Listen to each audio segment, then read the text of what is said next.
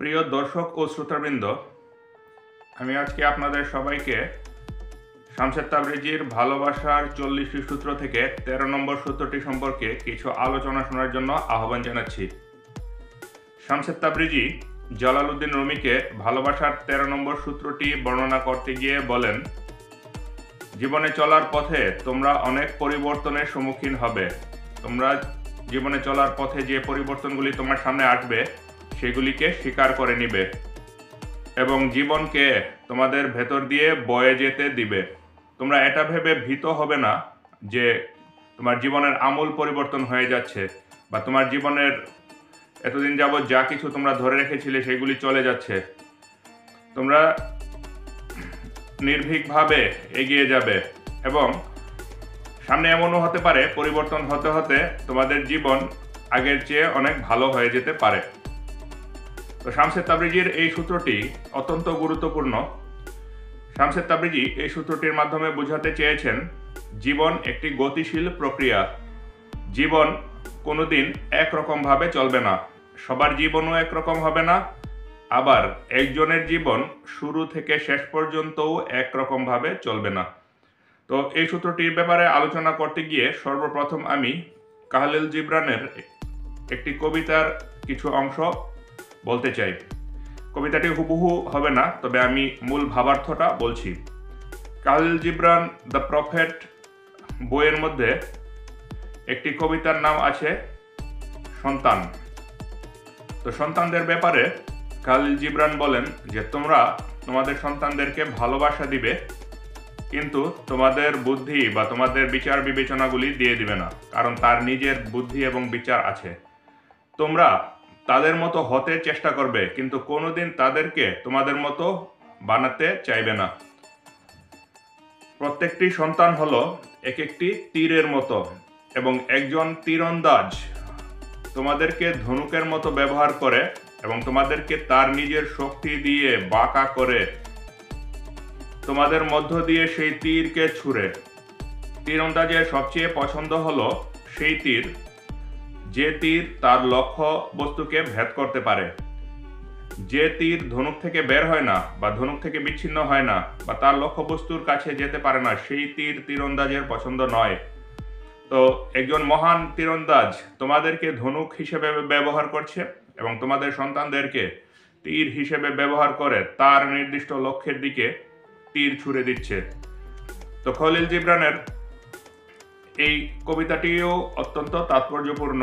খলিল জিবরান বলেন, তোমাদের সন্তানদেরকে তোমরা বড় করতে দাও, তোমরা তাদেরকে তোমাদের বিচার বুদ্ধি বিবেচনাগুলি দিয়ে দিবে না, তোমরা তাদেরকে ভালোবাসা দিবে।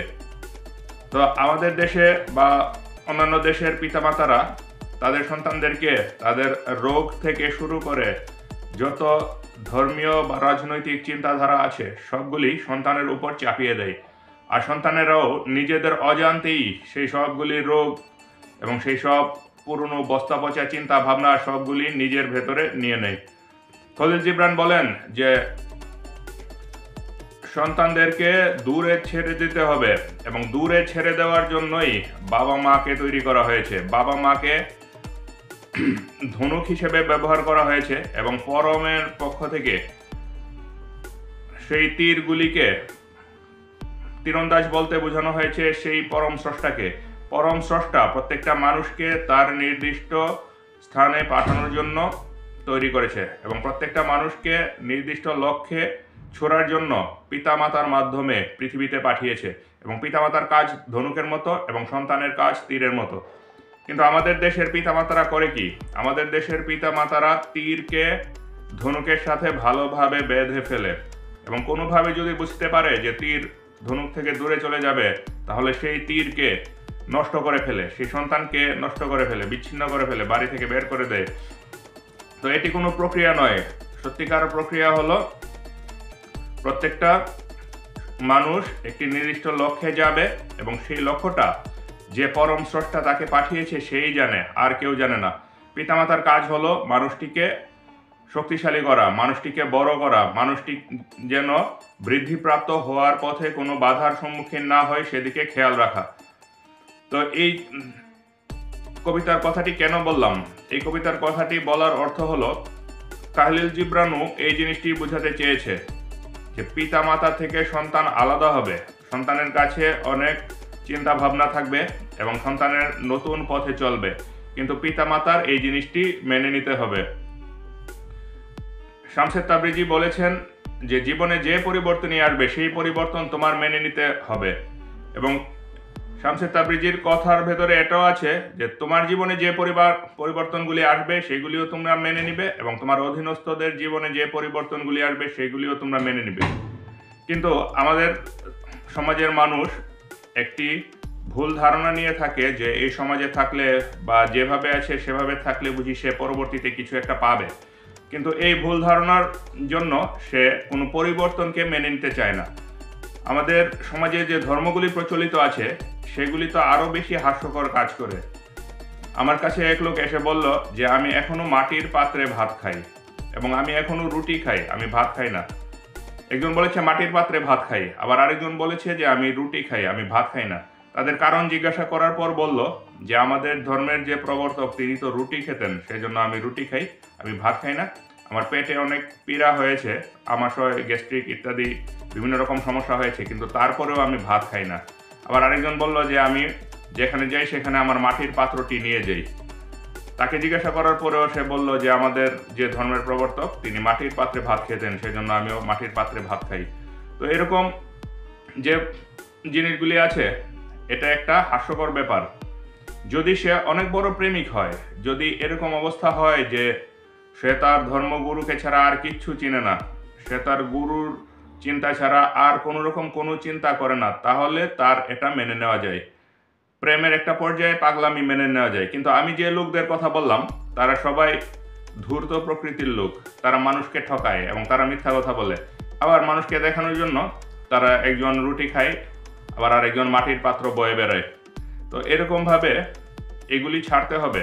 তুমি যদি ধার্মিক হতে চাও, ধ্যানী কামিল হতে চাও, তাহলে তোমার পরিবর্তনের মধ্য দিয়ে যেতে হবে। দিন দিন আমাদের সমাজেরও পরিবর্তন হবে এবং আমাদের ব্যক্তিরও পরিবর্তন হবে। শামসে তাবরিজি বলেন যে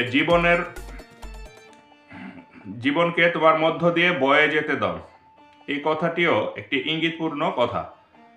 জীবনকে তোমার মধ্য দিয়ে বয়ে যেতে দাও, তার মানে তুমি ছিলে স্থিতিশীল, তুমি ছিলে অনাদি অনন্ত এবং তুমি অনেক মজবুত একটি অবস্থানে আছো। তুমি বয়ে চলে গেলে হবে না, তোমার ভেতর দিয়ে জীবন বয়ে যেতে হবে। যত রকম ঝড়ঝাপটা, বিপদ এবং যত রকম সমস্যায় আসুক, তোমাকে যেন সেগুলি নাড়াতে না পারে। তুমি স্থির থাকবে এবং তোমার মধ্য দিয়ে জীবন বয়ে যাবে। শামসে তাবরিজি বলেন তুমি এটা ভেবে ভুল করবে না যে তোমার জীবন পরিবর্তন হয়ে যাচ্ছে এবং সামনে পরিবর্তন হতে হতে তোমার জীবনে অতীতের চেয়ে ভালো কিছুও আসতে পারে। এটি বোঝানোর জন্য আমি আরেকটি ঘটনার অবতারণা করছি। আমার কাছে একদিন কিছু লোক আসলো, এসে আমার সাথে ব্রাউনবাড়িয়ার একটি রেস্টুরেন্টে বসে খাওয়া দাওয়া করছিল। তো তখন একজন লোক আমাকে বলল যে আমরা তো ধর্মের কাজ করতে হবে, আমাদের ধর্মগুরু যেভাবে চলেছে সেভাবে চলতে হবে এবং আমাদের ধর্মের পরম স্রষ্টা আমাদেরকে যে যে কথাগুলি বলেছে সেগুলি শুনতে হবে, এর বাইরে এক বিন্দু তো আমাদের চলার কোনো সুযোগ নেই। তো তখন আমি বললাম যে তুমি যে ধর্মের কাজ করবে এবং তোমার ধর্মগুরুর মতো হুবহু এক রেখার উপর দিয়ে চলবে, তুমি আজকে বিকাল 4টা থেকে এখন বাজে 7টা, এই 3 ঘন্টার মধ্যে যা যা করেছো সেগুলি আমাকে একটু করে দেখাতে পারবে? সে বলল আমি কি করেছি। আমি বললাম 4টার সময় তুমি আমাকে রেল স্টেশনে ছিলাম আমি, তুমি আমাকে ফোন দিয়েছো।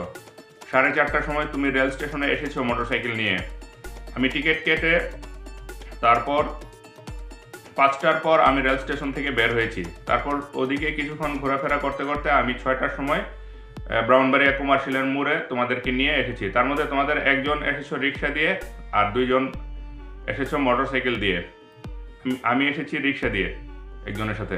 তো এভাবে আজকে 3টা থেকে 7টা পর্যন্ত যে যে ঘটনাগুলি ঘটেছে সেই ঘটনাগুলি কালকে তুমি আবার ঘটাতে পারবে?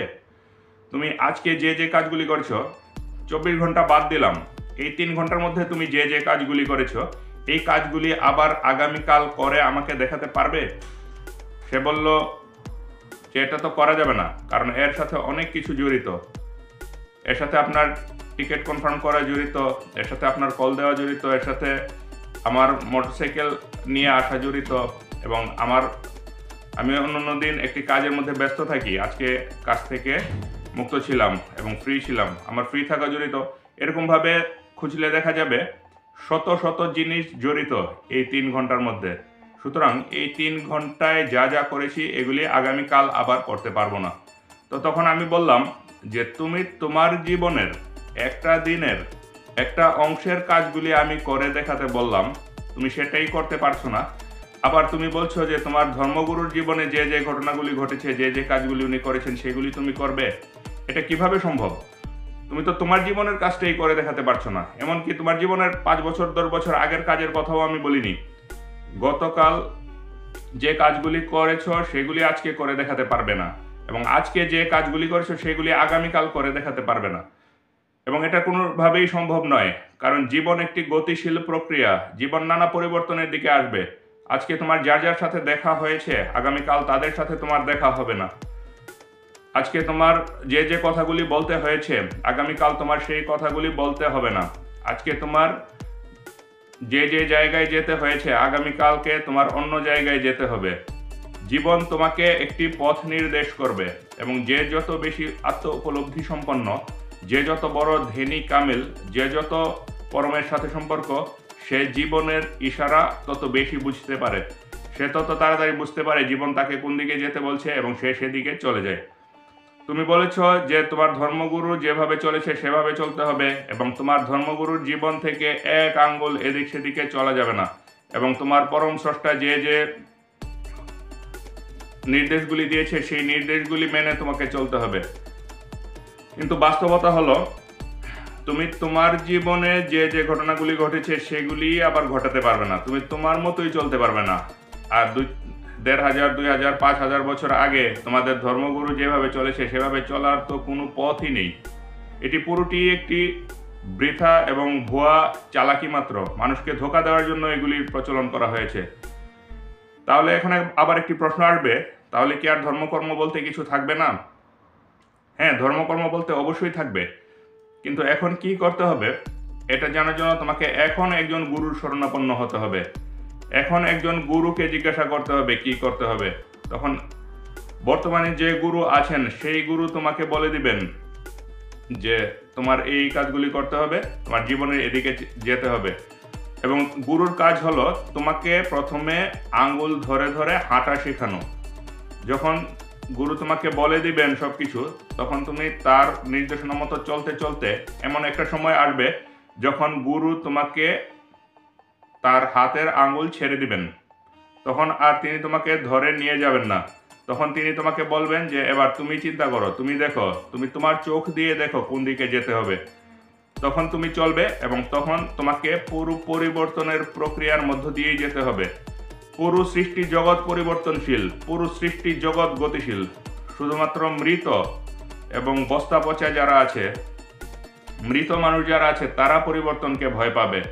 তো শামসুদ তাবরিজি 13 নম্বর সূত্রটির মাধ্যমে এ কথাটি বলেছেন। সবশেষে আরেকটি কথা বলেছেন যে তোমরা এই পরিবর্তনের মধ্য দিয়ে চলতে চলতে দেখতে পাবে অতীতের চেয়ে তোমাদের ভবিষ্যৎ ভালোর দিকেও যেতে পারে। তোমরা যদি এই জিনিসটি মেনে নিতে পারো, পরিবর্তনকে স্বীকার করার মানসিকতা যদি অর্জন করতে পারো, সত্য পথে যদি তোমাদের যাত্রা জারি রাখতে পারো, একজন কামিল ফকিরের সাধু সঙ্গ যদি তুমি লাভ করতে পারো, এবং সত্যের অনুসন্ধান যদি তোমার ভেতরে চালু রাখতে পারো, তাহলে তোমার ভেতরে অবশ্যই কল্যাণ হবে, এবং অবশ্যই অতীতের চেয়ে তোমার ভবিষ্যৎ ভালো হবে। সেজন্য তোমরা কোনোদিন কোনো নতুন কোনো কিছু দেখে ভয় পাবে না, এবং সৃজনশীলতার মধ্য দিয়ে যাবে। কোনোদিন তোমরা পরিবর্তনকে অস্বীকার করবে না। আজকের ভিডিওটি এখানেই শেষ করছি। এরকম আরও ভিডিও পাওয়ার জন্য আমাদের সঙ্গে থাকবেন। আপনাদের সবাইকে অসংখ্য ধন্যবাদ।